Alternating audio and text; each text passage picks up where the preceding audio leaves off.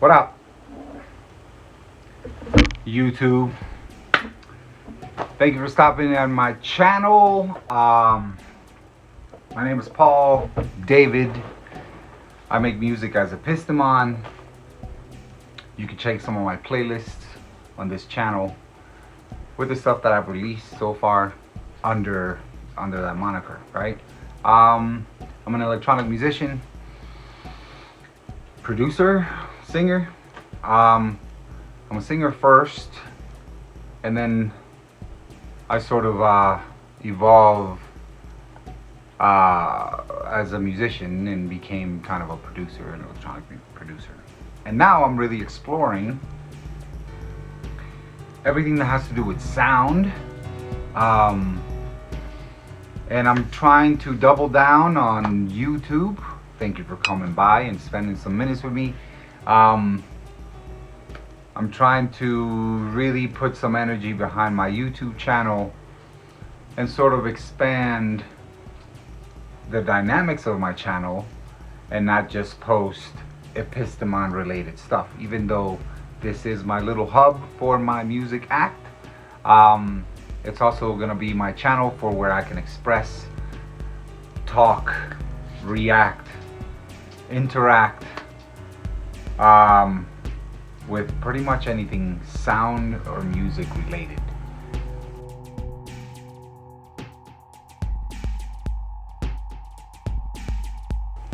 I don't specifically have preferences in music, but we all do, right? So there's certain sounds, there's certain instruments, certain grooves that really drive me.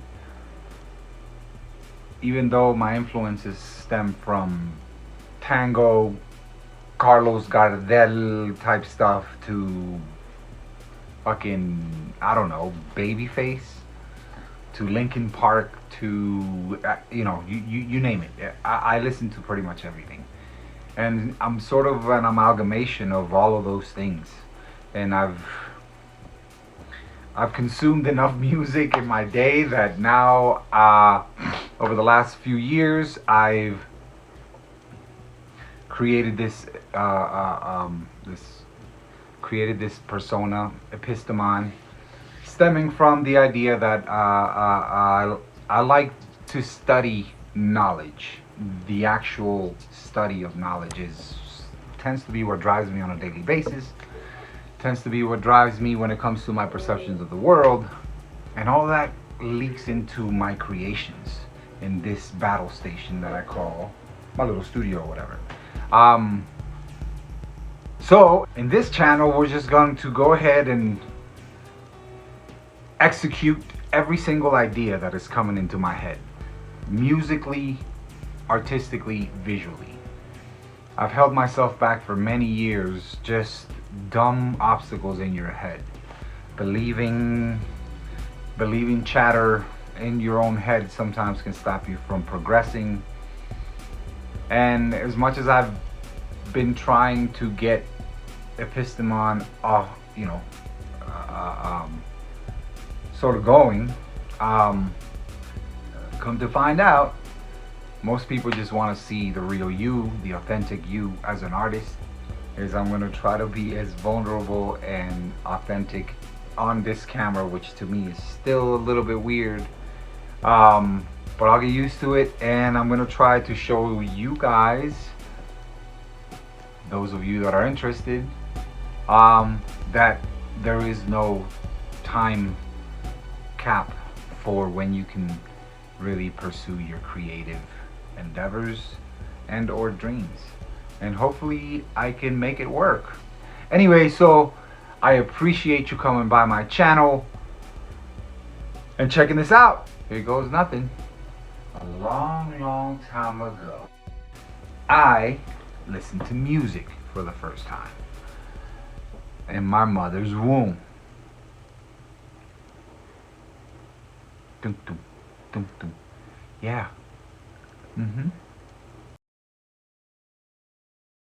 I started writing music. I was in the choir when I was younger. Maybe till the time I was like 13. I was singing in the choir, and if I remember correctly, I was a soprano, and I would do things like all falsetto stuff, La voz del violín, shit like that, and it was all in Spanish. And then I moved to the U.S. We moved to the United States. Then I moved to the U.S. and we got lucky. My family got really lucky. It was kind of like in those days, even in these days, it's a dream to come to the United States. You know what I mean? That's the land of the free. You grow up sort of imagining living in the United States because it's the greatest country on earth, right? At least that's how we grew up, how I grew up.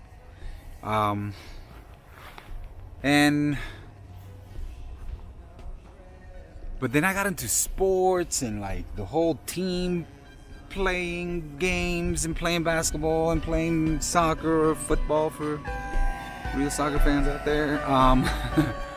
And I kind of got distracted away from the music. Still listening to music, still consuming a lot of music. But it kind of, I felt, I was new to a new country, assimilating to a new culture, learning a new language. It was just one of those things where it took a second for me to kind of assimilate. And I got introduced to hip hop and reggae and all these other sound grooves and different sounds. What's crazy is that prior to that, before I even came to the country, I heard Michael Jackson, Men at Work. These are songs that were just kind of like, or artists that just came across my ears. And I got into American music. Then I ended up in America, and wow, I dove in. I was listening to my influences, or the people that I listened to, especially back then. I was listening to R&B, Aretha Franklin, like all this other old stuff, including like old stuff like Platters, Smokey Robinson, all this soulful stuff. And throughout high school, it was more like a little dancey stuff. I got into like the whole freestyle movement, and so little by little, like the whole electronic scene started entering my life. I ended up, I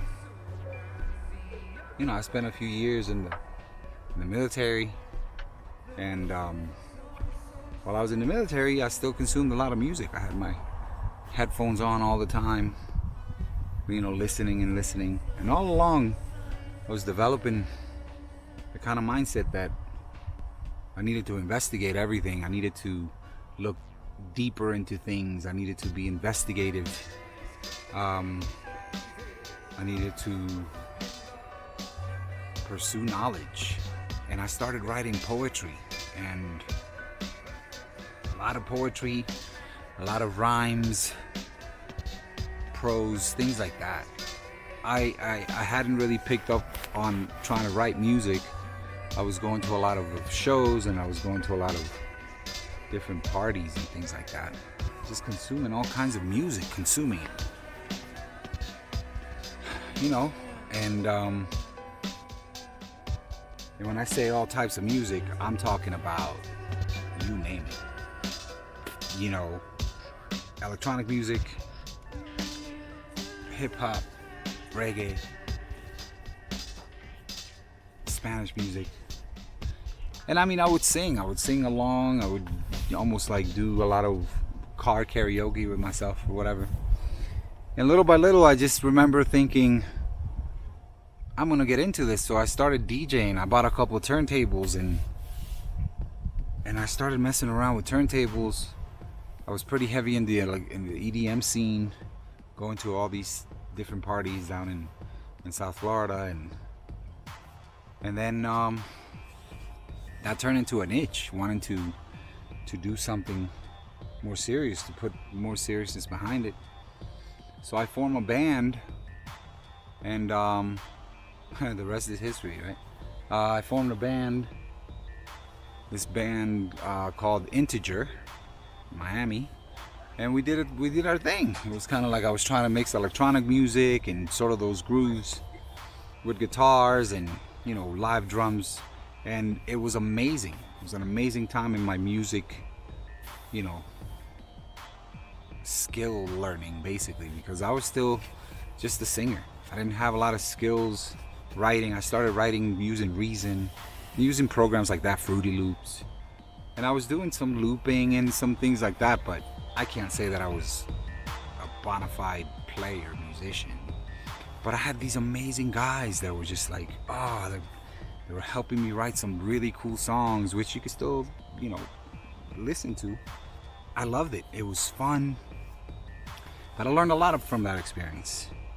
And then I left Florida. I came out to Colorado, and I needed that kind of like stimuli. I needed my brain to partake in the ionosphere kind of thing, and let that kind of push me and drive me into becoming a better musician. And taught myself a bunch of programs, started looping, and just recently I got into live looping.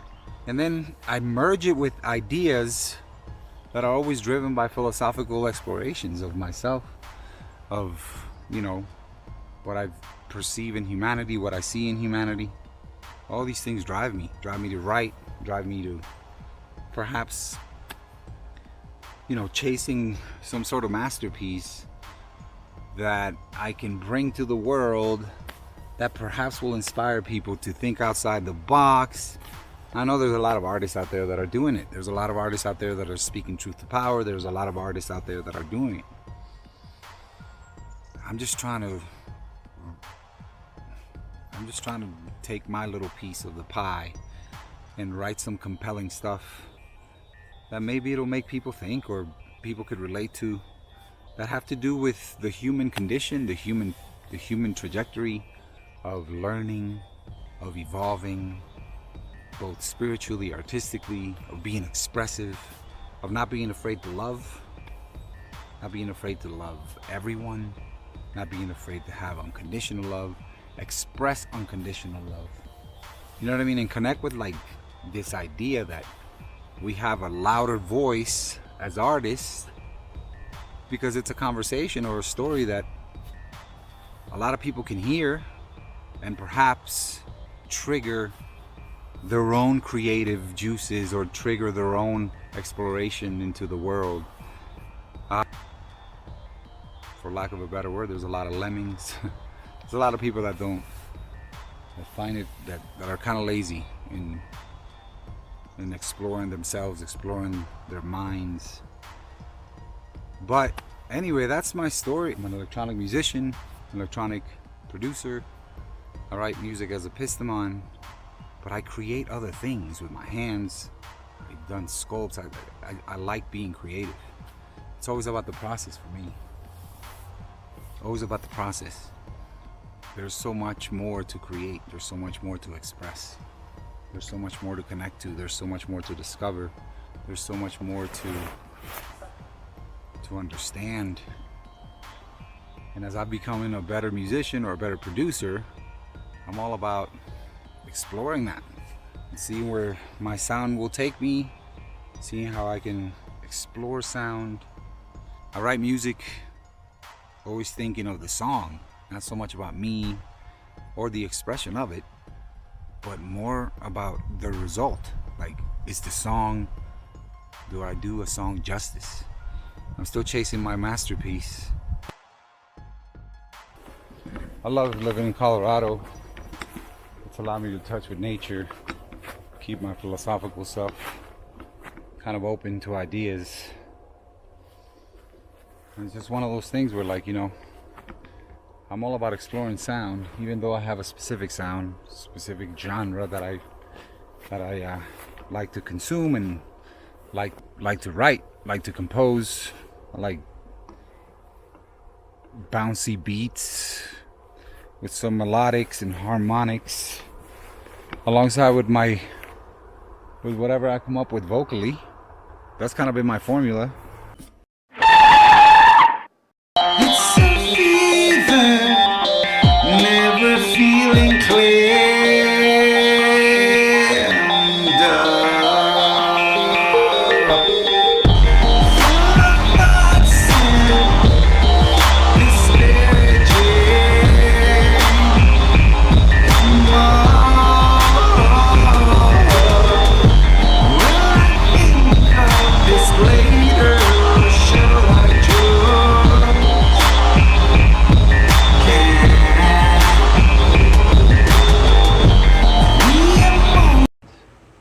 So, anyway, thank you for coming along for the journey, and we'll see you in the next one. One love. Please subscribe to the channel, and we'll see you soon.